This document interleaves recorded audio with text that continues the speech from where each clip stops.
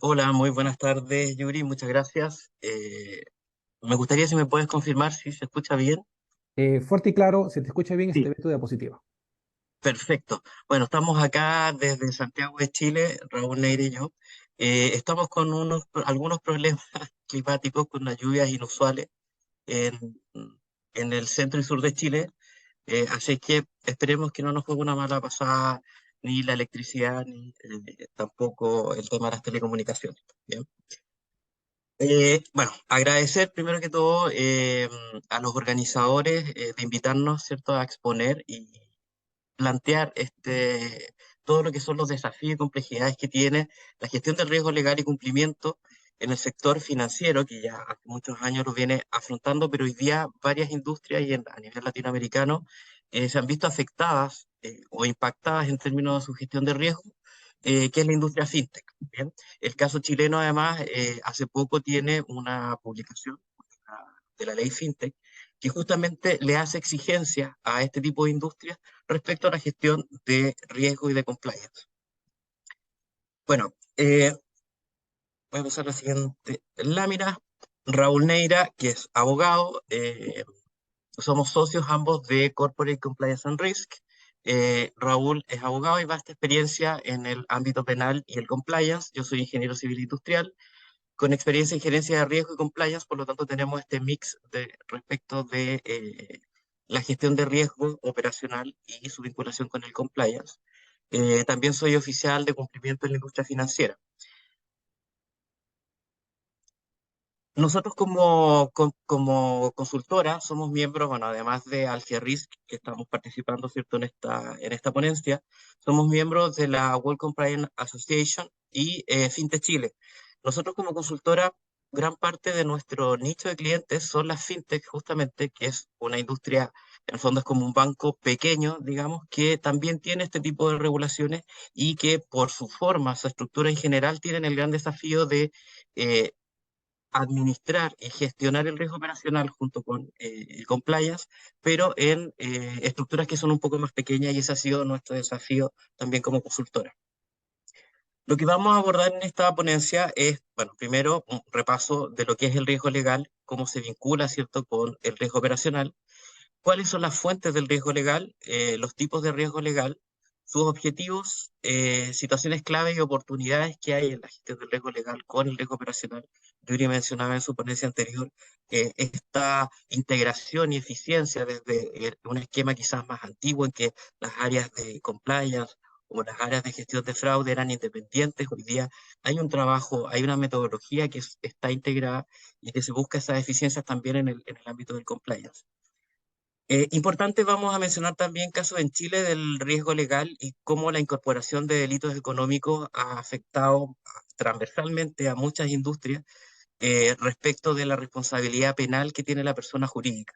¿Ya? En Chile partió esta ley, Raúl va a mencionar respecto de esto, una ley que partió hace muchos años atrás cuando se le invitó a Chile a ser parte de la OCDE y se le pidió gestionar de alguna manera los riesgos, principalmente de lavado de activos, cohecho y financiamiento del terrorismo. Hoy día en Chile ya tenemos más de 18 grupos de delitos que están incorporados en este ámbito. Finalmente, también ver lo que es la ley FinTech y cuáles son esos desafíos para la industria en este sentido.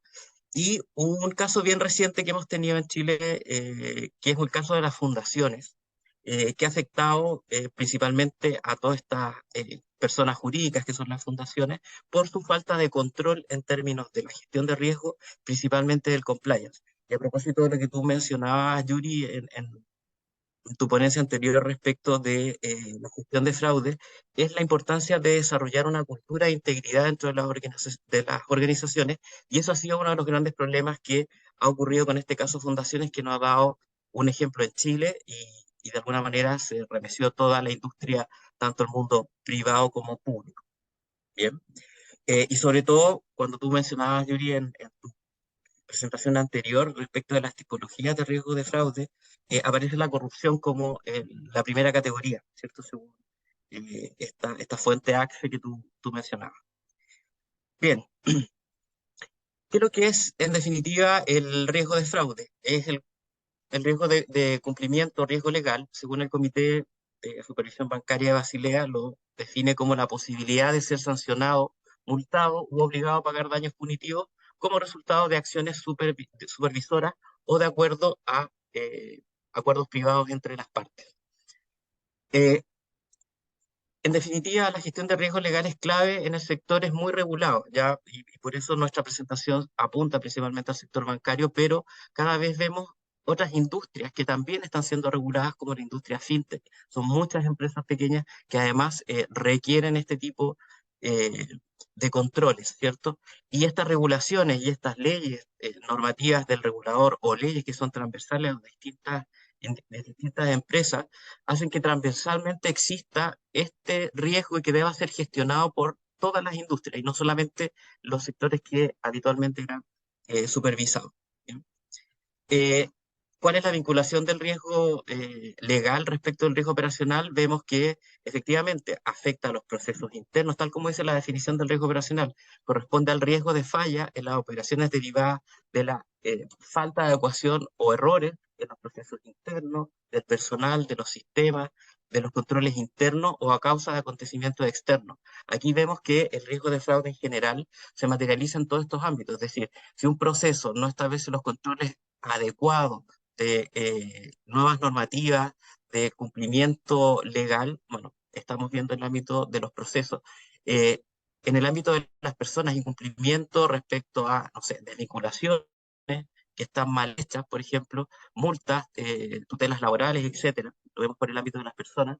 En el ámbito de los sistemas, cada vez más en esta esquema en que hoy día ninguna empresa está ajena a la digitalización o a contar con proveedores externos que provean ciertos estos servicios tecnológicos, resulta muy importante el tener cláusulas de garantía respecto de estos servicios que se prestan. Y acontecimientos externos, claramente, los cambios legales, nuevas normas, ¿cierto? Lo vemos día a día, ¿no? Sé que esto no es solamente el caso chileno, lo vemos también a nivel latinoamericano de evolución respecto de las normas. Bueno, el riesgo legal o de cumplimiento es un riesgo empresarial, ¿cierto? Que se representa como la probabilidad de que se produzca una pérdida o impactos negativos. También puede ser una pérdida de oportunidad. Recordemos que también el riesgo tiene esta mirada de qué pasa si yo pierdo oportunidades, también es una materialización del riesgo y tenemos tanto riesgos estratégicos como operacionales en este ámbito.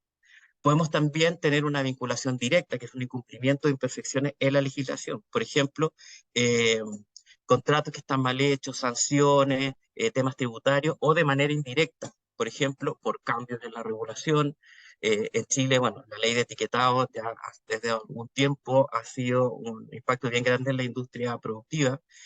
Ámbitos de protección del consumidor, portabilidad financiera, la ley FinTech, que lo vamos a revisar también cómo ha impactado en Chile. Eh, y la ley de delitos económicos que también viene a robustecer todo el ámbito del cumplimiento en las personas jurídicas. Bueno, existen tres tipos de riesgos legales: los riesgos en los contratos o documentos, por temas de legislación o por cumplimiento. Bien. Eh, lo que buscamos en la gestión del riesgo legal, también tomando las palabras de Yuri en su ponencia anterior, es, bueno, analizar e identificar los riesgos. Es un tema básico en general en todo tipo de riesgo operacional.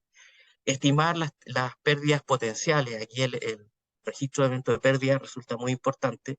Generar planes de acción también que estén de alguna manera mitigando estos riesgos legales.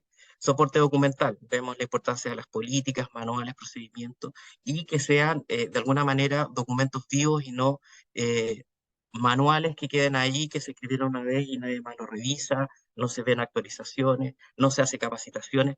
Por lo tanto, también el difundir y capacitar en forma transversal tanto al personal, a los directivos, como también a terceras partes, a los proveedores de servicios de estas empresas. El registro de eventos legales, y aquí también podemos tener situaciones que generaron o no pérdidas, pérdidas reales o eventuales, y el monitoreo a través de indicadores KPI, KRI, KCI, etcétera. ¿Ya? Eh, Muy parecido a lo que vimos en la ponencia anterior, son elementos que son comunes a la gestión del riesgo operacional y no resultan ajenas a la gestión del riesgo legal.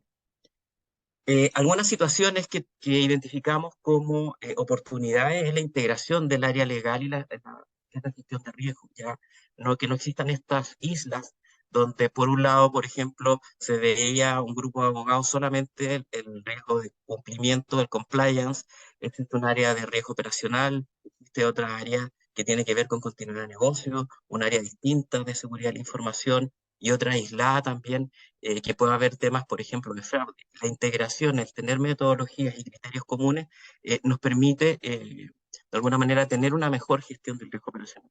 Metodologías comunes, tal como dije anteriormente. El tema del encargado de cumplimiento, el compliance officer, también, cómo ese rol es transversal en distintos ámbitos del cumplimiento.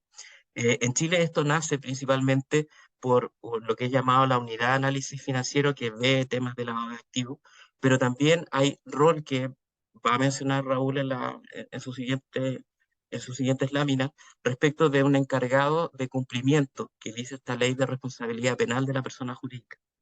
La revisión de los contratos, el revisar, informar y capacitar a terceros también es un tema muy importante. Es la forma de mantener viva la gestión del riesgo legal o cumplimiento. Y tal como dijo Yuri en su presentación, generar esta cultura de cumplimiento, más allá de hacer el check, más allá de solo el cumplir la norma, sino que avanzar en ser un buen ciudadano corporativo. Y es lo que se... Bueno, cedo la palabra a Raúl, que nos va a hablar de la ley que en Chile se llama Ley de Responsabilidad Penal de la Persona Jurídica, Ley 20393, que tiene distintos matices a nivel latinoamericano y que nos va a comentar, ¿cierto, Raúl? Raúl, Muchas gracias, Víctor. Espero que se escucha bien. Me imagino que sí. se escucha. Eh, Perfecto, perfecto. Yo les voy a comentar un poco, bueno, en Chile nosotros, desde el 2 de diciembre del año 2009, bueno, entra en vigencia la ley bien conocida en Chile ya, la 20.393, que establece por primera vez la responsabilidad penal de las personas jurídicas en Chile, todo en un contexto de una negociación política para entrar a ser Chile miembro de la OCDE, junto con una serie de peticiones que realiza este organismo. Chile debe proceder a la dictación, a la promulgación y publicación y entrar en vigencia de esta norma por allá el año 2009. Esta ley, cuando se promulga, establece una serie de circunscripciones en el sentido de establecer la responsabilidad penal de la persona jurídica cuando se configura un delito que la ley describe así de esa manera, y en esa época nos señalaba la norma que era cuando lo cometían sus dueños, controladores, responsables, o en general básicamente quienes lo realizaban en actividades de administración o supervisión, bajo la dirección o supervisión de las personas, y que existe un beneficio para la persona jurídica. Eh, en Chile, desde el año 2009, ha habido una evolución de los delitos, en definitiva, que se han incorporado como parte de la responsabilidad penal de las personas jurídicas. Víctor, si puedes avanzar a la siguiente, por favor.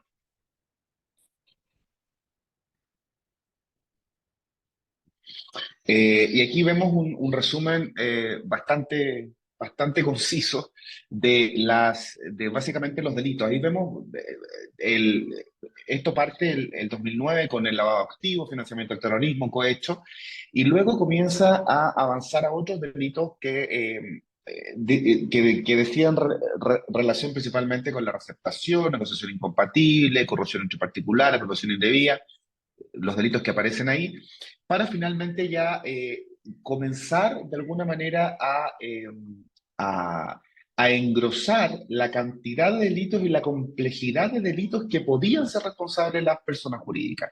Esto comienza principalmente a ocurrir en Chile a partir del año 2020-2022, donde se comienzan a incorporar nuevos delitos de mayor relevancia de alguna forma. En particular, el primero de ellos fue los delitos informáticos, donde se establecen una serie de conductas en las cuales la persona jurídica puede ser responsable, y luego ya, derechamente, hace muy poco, en agosto, el 17 de agosto de este año, se publica lo que se denomina la Ley de Delitos Económicos, que es la Ley 21.595. Esta ley, ¿qué es lo que hace en Chile? Y es si bien es una norma que tiene alcance desde el punto de vista del compliance, también tiene alcance en otras aristas del punto de vista legal. afecta también desde el punto de vista concursal, de todo lo que dice en relación con quiebras, con reorganizaciones, y creando algunas conductas. Laboral, se introducen algunos delitos, penalmente crea y modifica ciertas normas, pero en lo que a nosotros nos atañe, realiza una incorporación de un enorme y un explosivo catálogo de delitos en los cuales las personas jurídicas van a ser responsables, más de 200.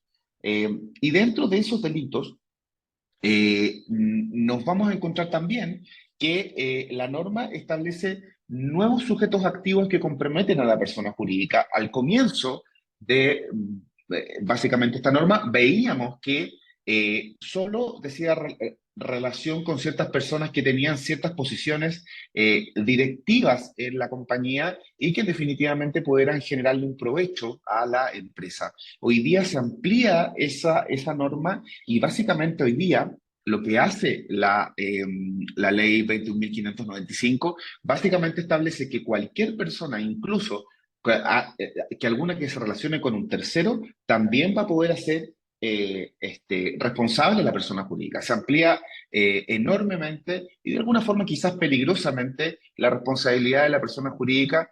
Por ende, esto no es más ni menos que un llamamiento a, a alzar las medidas, a levantar, a incrementar las medidas de control, las medidas de debida diligencia con los terceros, porque hoy día la ley nos va a hacer responsables como empresa, como persona jurídica, si no tenemos esos controles. Hay unas modificaciones a las circunstancias modificatorias de responsabilidad penal. Hay un cambio también en nuevas penalidades, hay nuevas penas donde incluso las penas de multa, por ejemplo, que fue bastante llamativo en Chile, las multas en el caso chileno de esta norma se aumentan los días de multa y también se hacen en graduación dependiendo del ingreso de la persona. Eso nunca se había hecho en Chile con ninguna norma, donde básicamente te van a poder aplicar una multa en una conversión chilena, que es la UTM, y esa multa va a poder ser en relación a tu ingreso diario.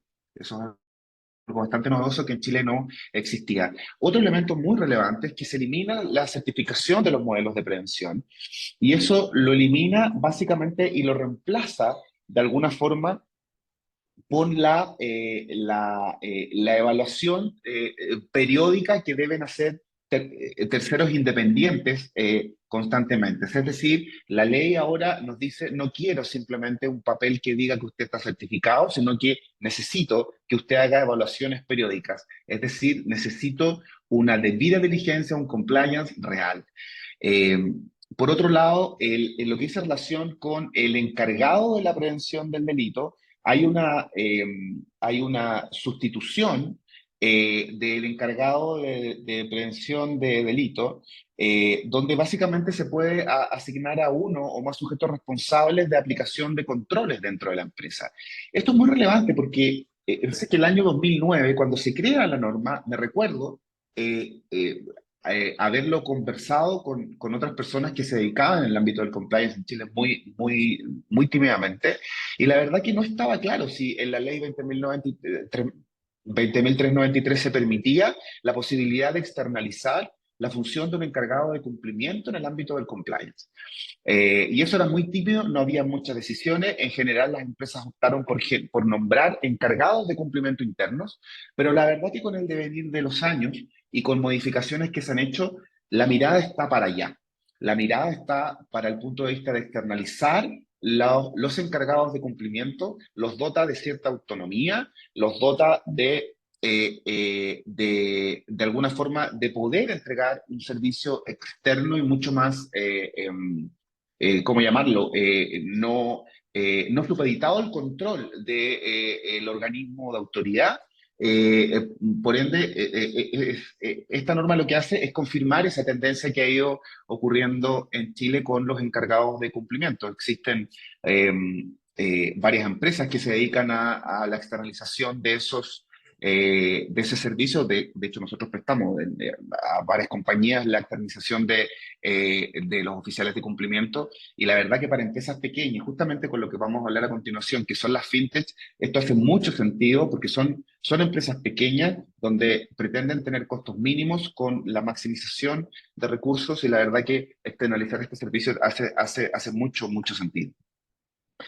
En, eso básicamente en lo que dice relación con el compliance. Esta norma en Chile se deja en suspenso para su entrada en vigencia a un año, es decir, el 17 de agosto del 2024 entra en vigencia esta norma para las empresas, lo que dice relación con el compliance, y es un tiempo que se le da a las empresas para, de alguna forma, ponerse al día con esa nueva normativa, que es muy importante y que créanme que va a dar mucho material en Chile, porque la ampliación explosiva del catálogo delictual es enorme, no se había visto, y la verdad que pasamos de 18, 19 delitos a más de 200, lo que es una locura en términos de regulación de compliance. Pero la verdad que es una apuesta muy interesante que hace el legislador en términos de decir, usted como compañía puede verse expuesta a una multiplicidad de actos que pueden tener connotación de persecución penal.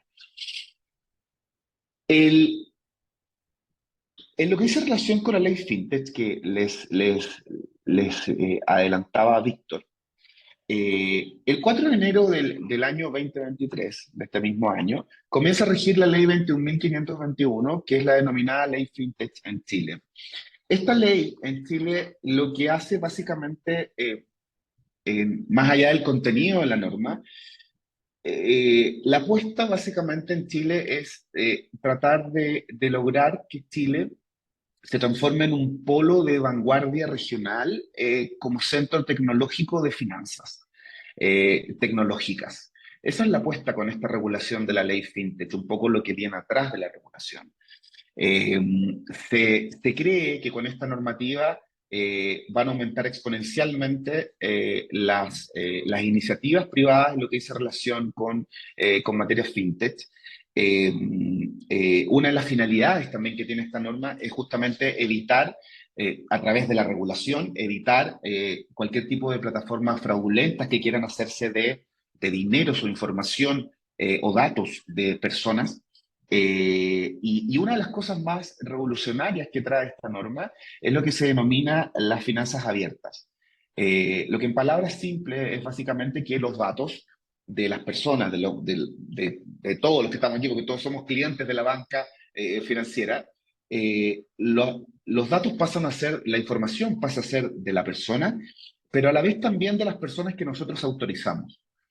Entonces, eso es un cambio revolucionario muy importante porque en definitiva permite a lo mejor el obtener, y ahí vamos a ver algunos ejemplos, el obtener mejores situaciones o mejores ofertas financieras que estaban muy fuera de lo que hoy día existe en la banca tradicional. Y eso es uno de los principales cambios que hace, que introduce la ley FinTech. Y por otro lado, también algo muy, muy relevante, es que permite el ingreso de nuevos actores financieros de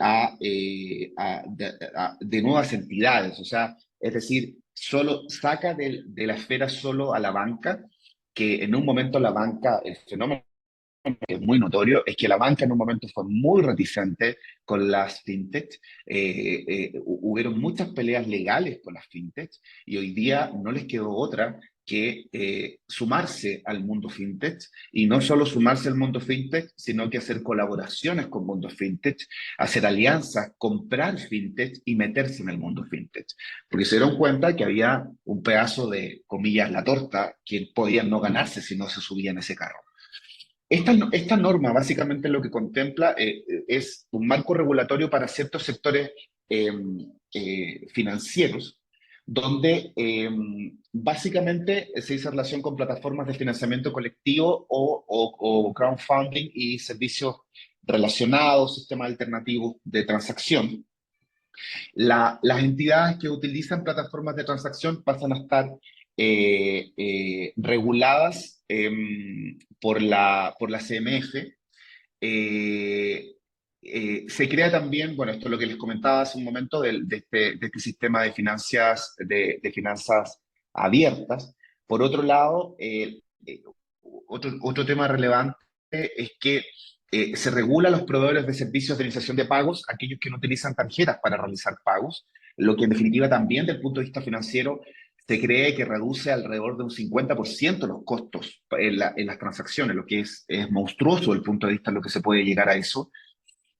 También se reconoce el uso de los criptoactivos como medio de pago y el Banco Central ahora puede supervigilar esas operaciones, lo que también es muy relevante porque el Banco Central viene a regular y viene a tomar posición en algo que no lo estaba haciendo. Eh, y por último, se modifican ciertas leyes que rigen a instituciones para lograr una básicamente simetría regulatoria en la prestación de servicios similares, disminuyendo las barreras de entrada, ¿verdad? Eh, Eso en relación, de alguna forma, con muy resumido, porque claramente la ley FinTech es bastante más, más larga y mucho más extensa y más detallada, pero el tiempo apremia y la verdad que no nos podemos extender mucho más en eso, pero esos son básicamente lo que contempla la ley FinTech. Eh, en Chile, hace básicamente un par de meses atrás, en, eh, en el contexto de una investigación de un medio regional en la ciudad de Antofagasta, que no sé si algunos los conocen, es una ciudad bastante grande en el norte chileno, una ciudad que de hecho está vinculada a lo que es la minería, hay mucho dinero en Antofagasta. Se realiza una investigación porque se verifican la existencia de ciertas transferencias directas que habría hecho el Estado a través de un ministerio, a través del Ministerio de Vivienda y Urbanismo, del MIMBU, y donde se habrían hecho transferencias directas a ciertas fundaciones que prestaban supuestamente ciertos servicios al Estado. Esto básicamente, ¿cuál es la lógica? Nosotros, por la constitución que aún nos rige, que es la constitución de 1980, estamos en un proceso constitucional, pero no sabemos todavía qué va a pasar. Estamos en un segundo proceso constitucional, el primero fue fallido y vamos en un segundo, que sería el último. Pero la constitución que nos rige, que es la de 1980, se establecieron ciertos principios dentro de los cuales está el principio de subsidiariedad del Estado, que básicamente aquí yo me imagino que algunos lo deben saber, a lo mejor otros no, pero lo que dice relación es que en definitiva el Estado va a intervenir solo en la medida que los privados no puedan, por una serie de razones que luego se pueden explicar, pero básicamente eso es lo que dice relación. Por ende, en definitiva, el Estado, cuando hay funciones que no puede hacer y que lo pueden hacer los privados, lo van a hacer los privados. Y en definitiva, lo que ocurre es que el Estado, en Chile por lo menos, y me imagino que va a ocurrir en otras partes igual, traspasa ciertos dineros y transfiere ciertos dineros a ciertos privados para la ejecución de ciertas funciones. Estos traspasos pueden ser ya sea a través de un concurso público, ¿verdad? Una licitación, o también pueden ser a trato directo en ciertas situaciones excepcionales. Lo que ocurre en estos casos es que la excepción, es decir, estos traspasos de dinero a fundaciones, a convenios, se transformó en la norma general, en la regla general. Porque lo que ocurrió, y el destape de este caso en Antofagasta, fue que el Estado le había transferido una determinada cantidad de dinero bastante grande a una fundación, a una ONG, a través del MIMBU, de un Ministerio de Vivienda y Urbanismo, y había sido a través de trato directo, y se empezaron a dar ciertas similitudes, ciertas reiteraciones, donde las fundaciones que estaban recibiendo, o las ONG que estaban recibiendo estos dineros, eran ONG y fundaciones de partidos de gobierno, en particular de un partido que se llama Revolución Democrática y de otros partidos también, pero se dio mucho esta lógica. En este caso concreto de esta fundación, que es la Fundación Democracia Viva en Antofagasta, por el cual revienta este caso, estaba vinculado a la pareja de una diputada muy relevante de Revolución Democrática, y en definitiva se empieza a destapar este entramado y bueno, ahí vemos estos son titulares de prensa que han salido en Chile, cómo se ha destapado, donde al final a nivel nacional en casi todas las regiones hay fundaciones que han recibido dineros de esta forma sin mayor control. Nos encontramos con que eran organismos que tenían poca trayectoria, con organismos que muchas veces fueron creados para recibir estos dineros, es decir, fundaciones que no existían hace 1 o 2 años y se crearon una vez que inicia el gobierno del presidente Boric para únicamente la única finalidad, recibir estos dineros que el Estado les daba a través de trato directo, sin siquiera a través de licitación pública. Hoy día nos encontramos que hay al menos 32 fundaciones que están investigadas en 10 regiones del país. El eventual fraude, los eventuales delitos, el eventual fraude al fisco, eh, el tráfico de influencia es enorme, podría ser enorme, y la verdad que este es un caso que está en desarrollo en Chile. Aún no hay ni persona formalizada a quien se le imputen cargos directamente, pero la verdad que vino de alguna forma a remecer bastante en Chile la situación respecto a las fundaciones, y a la palestra también esto trajo varias consecuencias, varios coletazos, porque resulta que también trajo coletazos en términos de que al parecer las fundaciones y las corporaciones eh, creían que no debían encontrarse dentro del ámbito del compliance y creían que para ellos la regulación, la autorregulación y por ende la debida diligencia, al parecer para ellos creían que no era relevante que la tuvieran.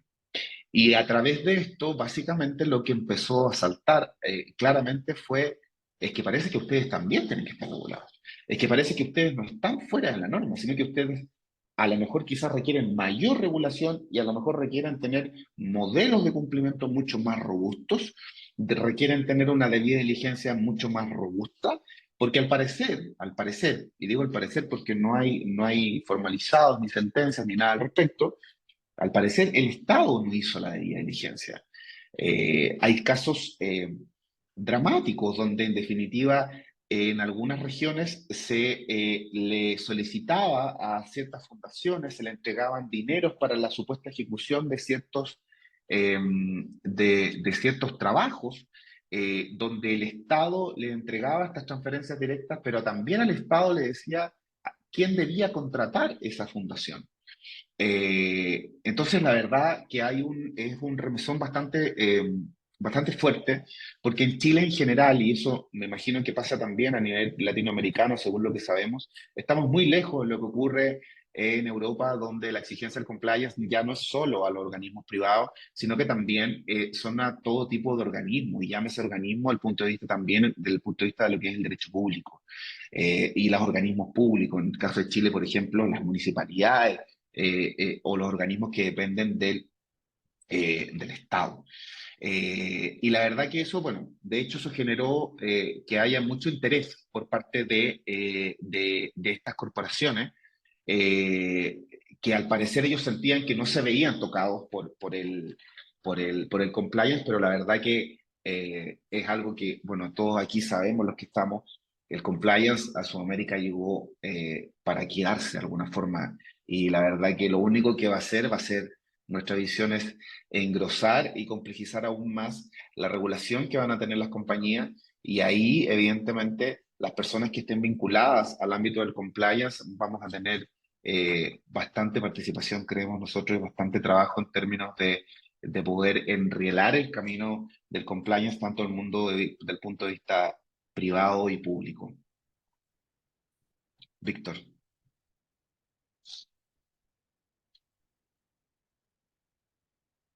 Bien, efectivamente, bueno, esa es nuestra presentación y complementando lo que comentaba Raúl, este impacto en el caso Fundaciones, si bien uno dice esto es todo un tema solamente de lo que es la administración pública, ha tocado también al mundo privado, porque muchas de estas fundaciones reciben fondos no solamente del Estado, sino que también de organizaciones privadas donde se dice, bueno, ¿cuál es la debida diligencia que yo hago en las fundaciones? ¿Cuál es la estructura que tienen ellos?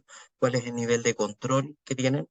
Eh, por lo tanto, el caso fundaciones para nosotros es muy relevante, no solo porque abre, ¿cierto?, toda una gama y un grupo de organismos estatales que se sentían ajenos a la gestión del riesgo legal o el compliance, sino que también hizo cuestionarse al mundo privado también, de cómo gestionaba este tipo de temas.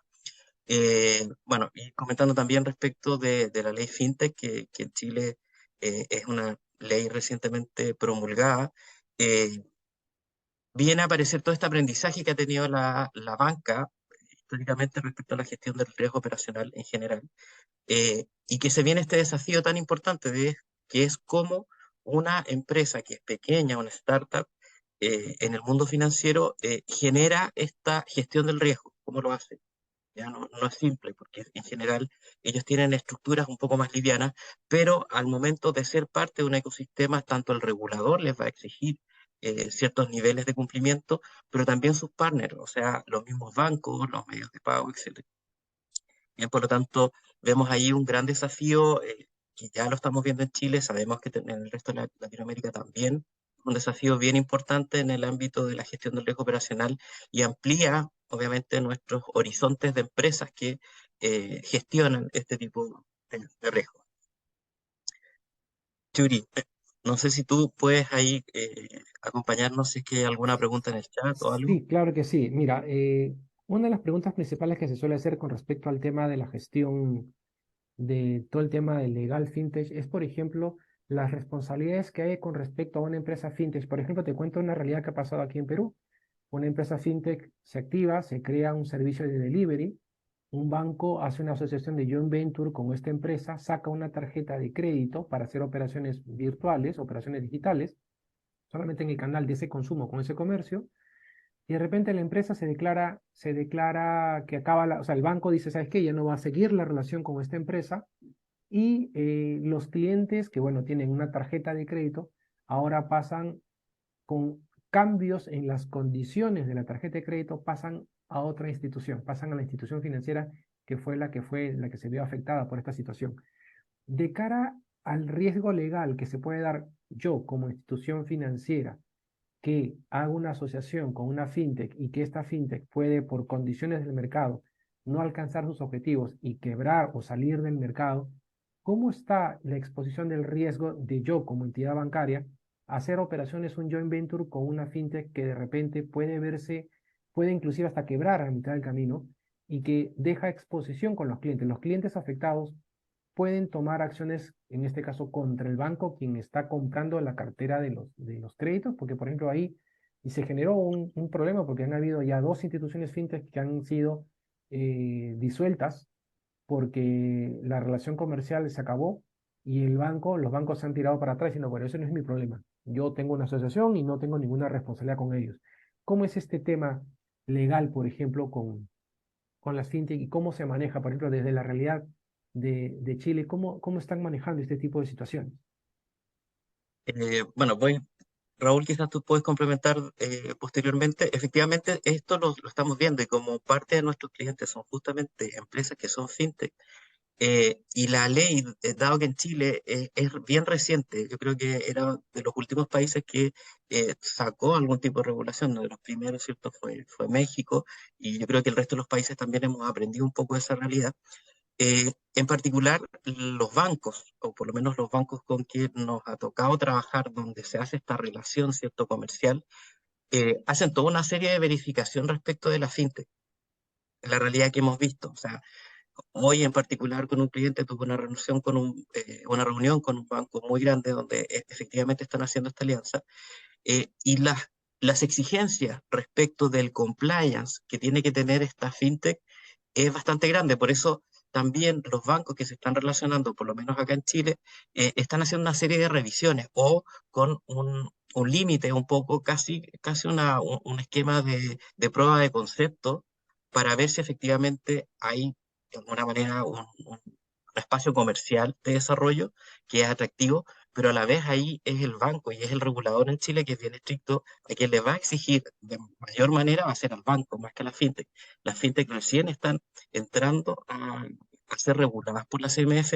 Todavía no está bien claro el detalle del normativo o específico que va a tener la regulación de la fintech en términos de la gestión del riesgo, pero ahí definitivamente las penas del infierno van a caer sobre el banco. Y en Chile se está cuidando mucho eso. Bien, Raúl, no sé si tú quieres complementar algo.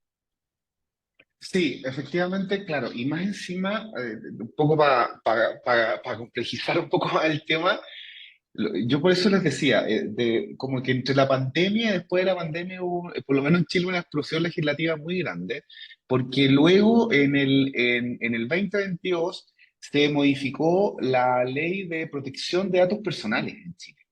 Eh, Aparte de lo que es la ley FinTech, de hecho, una de las gracias que tiene la ley FinTech, y que fue lo que más se demoró justamente en la parte de finanzas abiertas, fue el decir, oye, ¿cómo vamos a dictar la ley FinTech si tenemos una ley de protección de datos? ¿Por qué no se revisiona la norma? Y al final lo que se acordó fue que en definitiva los mismos principios que regulan la ley de protección de datos personales van a ser los mismos principios que se regulan en la ley FinTech. El problema que básicamente hay es que, como bien dice Víctor, hoy día la experiencia es bastante poca o nula. Esta situación que tú nos planteas, Yuri, en Chile no ha ocurrido. No Ya, está ocurrido y no te podríamos decir en definitiva qué es cómo lo está solucionando la legislación chilena, porque la verdad que no había no hay precedentes. experiencia chilena en ese sentido, pero básicamente por eso, porque son regulaciones muy nuevas a nivel nacional. Ujú, ujú. Claro, pero que definitivamente sí las empresas que se asocian de la industria financiera en particular utilizan casi las mismas reglas de control de cualquier proveedor crítico, por ejemplo. Sí, En el claro. caso de un socio comercial, porque aquí efectivamente pasa a ser un proveedor crítico. Eh, y bueno, ocurre esta brecha y por eso también esta necesidad de que esta startup de alguna manera crezca en el ámbito de la gestión del riesgo y se le pide una serie de cosas que obviamente no lo tenían pensado, tenían una muy buena idea tecnológica, pero en términos de gestión de riesgo es algo ajeno y que se tiene que subir rápidamente al carro, si no, en definitiva no van a quedar fuera de mercado. Sí, claro. Acá tenemos una pregunta de Walter. Nos pregunta, ¿cómo delimitar la responsabilidad de la confidencialidad de la información entre una entidad financiera y una fintech? Considerando que en ocasiones un contrato, uy, lo perdí, un contrato, uy, eh, un contrato por prestación de servicios y o cláusula de confidencialidad no son del todo un control que garanticen que no será utilizada o comercializada dicha información. ¿Cómo delimitar los casos de manejo de información? Porque muchas de estas fintech se vinculan, se asocian con las casas comerciales, con las entidades financieras, acceden a la información y no hay un poco lo que decía ayer también César Panevicini. ¿Qué hacen con mi información? ¿Cómo se maneja? ¿Acuerdos de privacidad? ¿Acuerdos de no divulgación? ¿Cómo manejar esa tipología de riesgo? Bueno, ahí toda la gestión preventiva, obviamente los contratos y estos acuerdos de confidencialidad son, ¿cierto?, una medida más bien preventiva. Por eso es muy importante la gestión más activa del riesgo, de auditar efectivamente qué se está haciendo con la información, el de revisar efectivamente cuáles son distintos, no solamente en ámbito de seguridad de la información, sino que es seguridad, continuidad de negocio también. Por lo tanto, aquí no es estoy contratando un servicio y el responsable es la empresa que estoy contratando. Finalmente es el banco el que es el responsable y debe garantizar o revisar, al menos controlar que ese proveedor cumpla las exigencias y los estándares de servicio que quiere entregar el banco y a sus clientes. Un poco asegurar que los controles no tenga que tener el banco, en pocas palabras. Pocas palabras, sí, sí. Contractualmente, ¿no? Contractualmente que se establezca Actualmente también auditorías, ejecutar revisiones. auditorías, exacto, revisiones, el tema de, acá frecuentemente se piden ejecuciones de ethical hacking obviamente empresas externas, que entreguen un informe imparcial, se les exige muchas veces también tener modelos de prevención de delitos, idealmente certificados. Raúl nos comentaba que en Chile ya esta figura de certificación de modelo de prevención de delitos ya no va a ser necesaria, pero se pide este tipo de revisión, y es la revisión que uno tiene que hacer a proveedores como esto que pasan a ser en la gama de proveedores críticos. Sí, claro, claro. Y con respecto, por ejemplo, hoy todos los temas, por ejemplo, al igual que un tema de un ciberataque, por ejemplo, que te cuento lo que pasó, por ejemplo, en México. Hace unos años hubo un ataque al sistema de transferencias interbancarias y fue un Nos ataque a pasó en través del Chile también. proveedor. Y creo que Nos también pasó en pasó Chile algo, también. también me Sí. imagino que pasó. Sí, sí, sí, algo había leído, pero el caso de México lo tenía muy de cerca porque estábamos justo en esa época, en el 2018, estábamos cerca de unas instituciones bancarias mexicanas. Entonces, esta situación terminó generando un impacto en general, una revisión general de todos los contratos y todos los controles para asegurar el tema de la información de los clientes. En el caso de una fintech que en algunos países todavía no está normado, por ejemplo, hay un borrador de norma para dinero electrónico que tiene el regulador y está en proceso de ser observado, comentado, porque tiene cierta fecha de prepublicación y que se espera establecer mecanismos para regular los temas de las fintech. En México hay, Colombia creo que tienen algo similar. No sé si Chile tienen alguna normativa especializada para este tipo de operaciones, pero la pregunta es, ¿qué es lo que podemos esperar con respecto al riesgo legal con este tipo de operaciones? ¿Estamos hablando de una nueva tipología de riesgo o estamos hablando de las tipologías de riesgo legal ya existentes que puedan generar eh, un tipo nuevo de negocio que serían las fintech reguladas? Según mi punto de vista, y ahí podemos decidir quizás con Raúl, siento que son las mismas reglas o las mismas revisiones que se tienen que hacer. Obviamente son dimensiones distintas, un banco que una empresa fintech, pero los riesgos que están ahí latentes son exactamente los mismos.